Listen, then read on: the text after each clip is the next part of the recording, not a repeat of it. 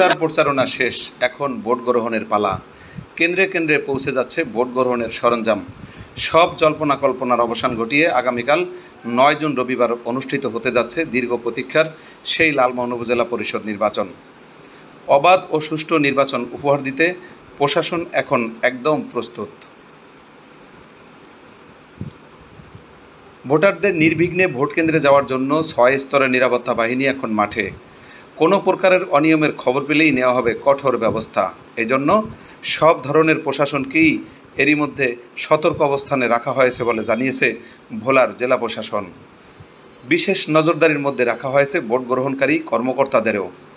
আজ লালমোহনে এই বিষয় নিয়ে আইনশৃঙ্খলা বাহিনীর উদ্দেশ্যে ব্রিফিং করেছেন ভোলার জেলা প্রশাসক আরিফুজ্জামান এবং ভোলার পুলিশ সুপার মাহিদুজ্জামান।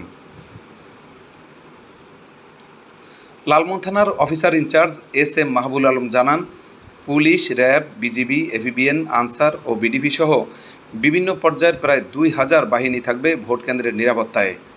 কেউ অনিয়মের চেষ্টা করলেই কঠোর ব্যবস্থা নেওয়ার জন্য সর্বোচ্চ নির্দেশনা দেওয়া আছে।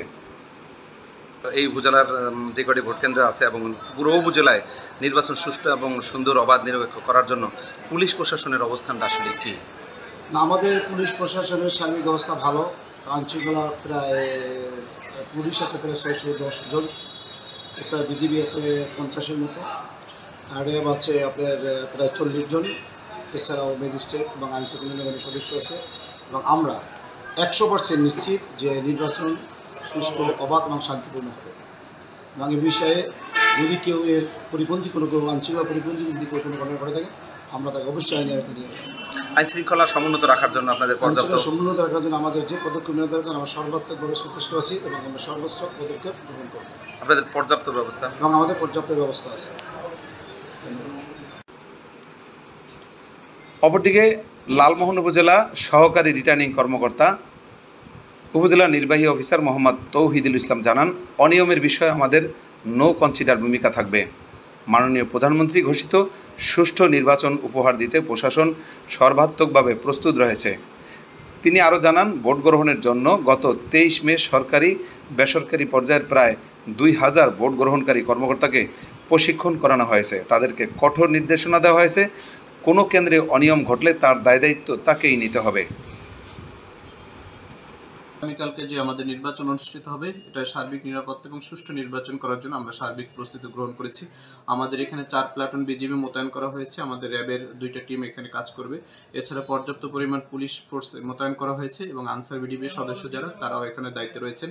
আজকে সকালেও আমরা আমাদের জেলা প্রশাসক মহোদয়, আমাদের পুলিশ সুপার মহোদয়, আমাদের কোস্ট গার্ডের যিনি কমান্ডার মহোদয়, তারা এসে আমাদের যে পুলিশ ফোর্স এবং আমাদের আনসার বিডিবি কর্মকর্তা যারা রয়েছেন তাদেরকে নির্বাচনী ব্রিফিং করেছেন, যাতে আমরা একটা অবাধ, সুষ্ঠু এবং নিরপেক্ষ একটা নির্বাচন উপহার দিতে পারি। যে নির্বাচনে যারা আইনশৃঙ্খলা বিঘ্ন ঘটানোর চেষ্টা করবে বা অনৈতিক কর্মকাণ্ড ঘটানোর চেষ্টা করবে, নির্বাচনে যদি কেউ আইনশৃঙ্খলা পরিস্থিতি অবনতি ঘটাতে চেষ্টা করে, তাহলে আমরা তাদের বিরুদ্ধে বিধি মোতাবেক ব্যবস্থা নেব। ঝুঁকিপূর্ণ কোনো কেন্দ্র আছে? আমরা ঝুঁকিপূর্ণ কেন্দ্রগুলো ইতিমধ্যে চিহ্নিত করেছি, আমরা সেখানে আমাদের স্পেশাল নজর থাকবে। বিশেষ করে চরকচু একটা বিচ্ছিন্ন দ্বীপ, দ্বীপ এবং সেখানে আমরা আজকেই সেখানে ব্যালট পেপার পৌঁছে দেব এবং সেটার কেন্দ্রটার আমরা সার্বিক নিরাপত্তা ব্যবস্থা গ্রহণ করেছি।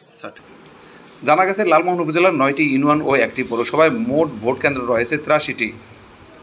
গত ১৮ এপ্রিল এই উপজেলায় ষষ্ঠবারের মতো নির্বাচন অনুষ্ঠানের জন্য তফসিল ঘোষণা করা হয়েছিল।